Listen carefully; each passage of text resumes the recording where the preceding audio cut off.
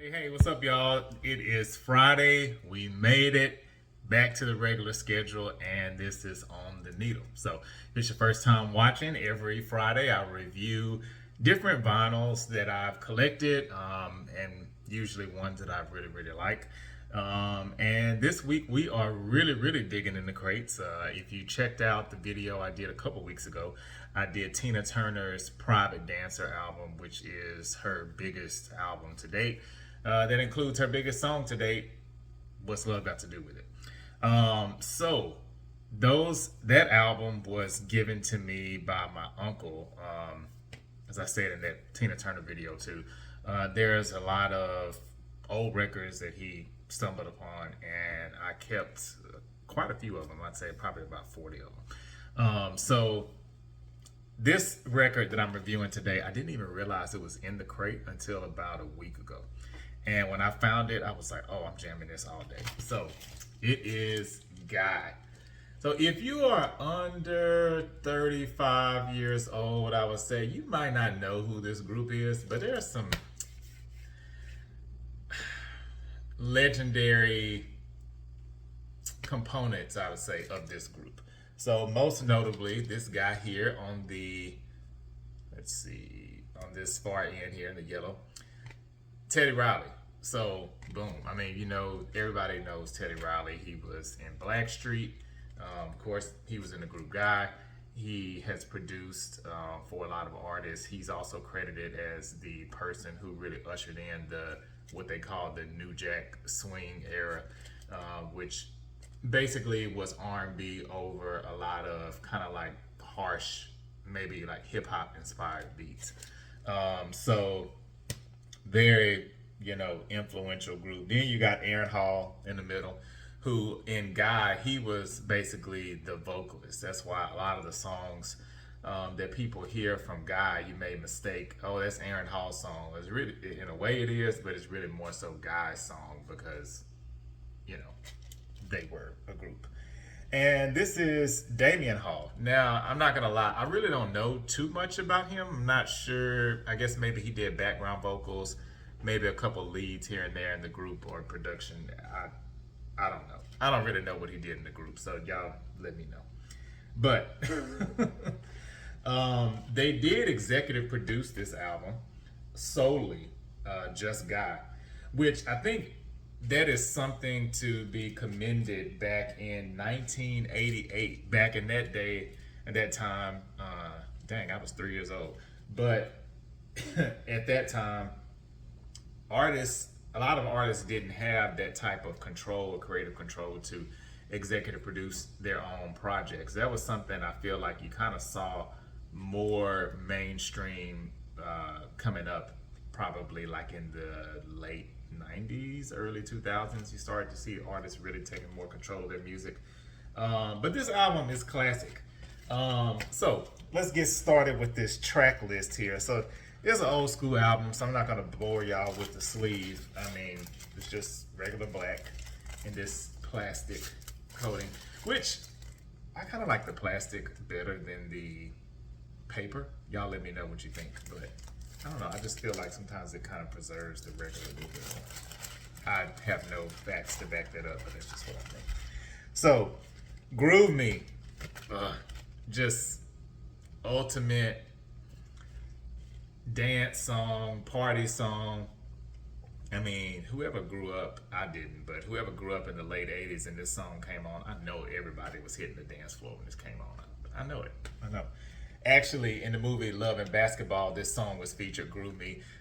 If you remember the scene where Sanaa Lathan and Omar Epps were at I think it was their prom, it was one of the songs that they played in the movie. So, that song. Teddy's Jam was another pretty big song from this album.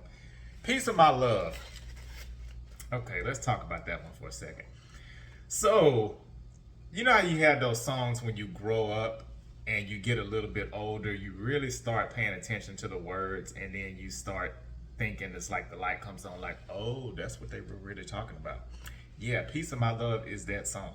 I thought, oh, this is like a cool love song. You know, it's like sexy. The beat is like dun dun dun dun. I can't sing, but you know how it goes. um, yeah, but "Piece of My Love" was literally just that. It was a cheating song. So "Piece of My Love" is basically saying you only getting a piece of it, and if you cool with being the side chick, I'm cool with it. And hey, you got to understand this is how it is because I'm only giving you this piece of my love. Ugh, so ratchet. But I love it. It was a great song. I like, actually, okay, so now y'all gonna make me have to go back and rewatch Love and Basketball because now that I think about it, I Like was definitely featured in the Love and Basketball movie. So I think it was I Like and Groovy, if I'm not mistaken. Y'all correct me if I'm wrong. That's another huge song from that album. Goodbye Love. It just, Aaron Hall. I mean,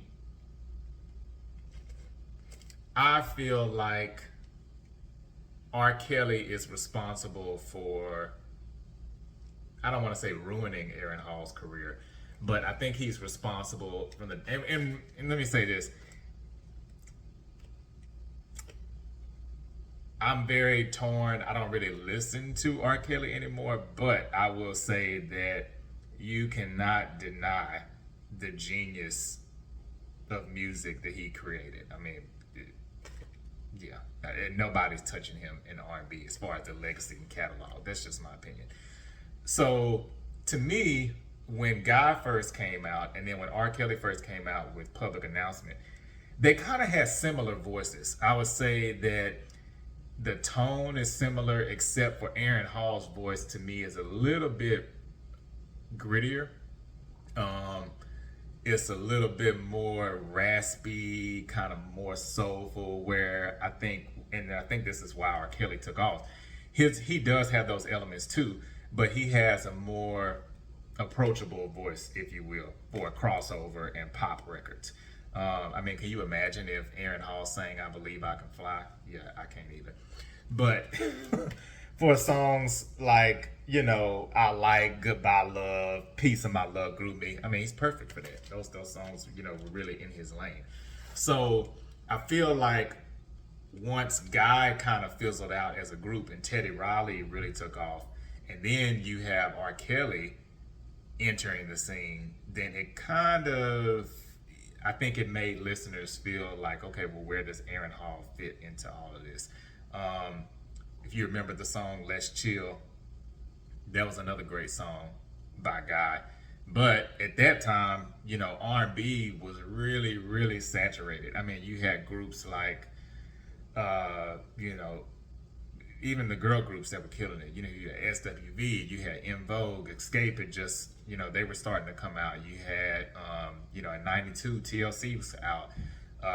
You had Jodeci, Boys to Men. I mean, it was just flooded. Shy, all of these groups that kind of came out in the, or were just bubbling in the, you know, maybe late '80s, and you heard about them in the early '90s. So that part is a little bit unfortunate, but this album is classic. I mean, it's pretty much a no skip. It's only 9 songs on it. Teddy Riley pretty much produced the whole thing.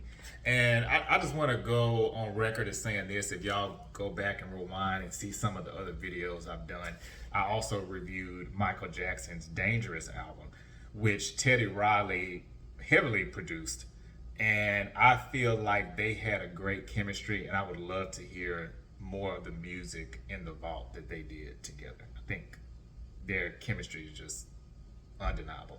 Of course, he had great chemistry with Quincy Jones too. You know, of course, those are the big hits like Thriller and all that kind of stuff. But Remember the Time is my favorite Michael Jackson song. I'll tell anybody that, hands down. I mean, when that song comes on, it's like I'm hearing it for the first time. And the video was just, it was a movie. Like, literally, that's how it felt. And Jam was another song off of there that Teddy Riley produced. So Teddy Riley, I feel like until he did the verses with Babyface, he really didn't get some of the flowers that I feel like he truly deserves, because he has produced some great records that not only are R&B records, but in all fairness, the pop records too. Remember the time, even though it does have that R&B feel, that's a pop record, because that record was a huge success for Michael Jackson. So once people start getting into something worldwide, it's no longer R&B, in my opinion. That's popular music. So anyway, great Friday Jam album, Guy. Yeah, and the album was just simply titled Guy.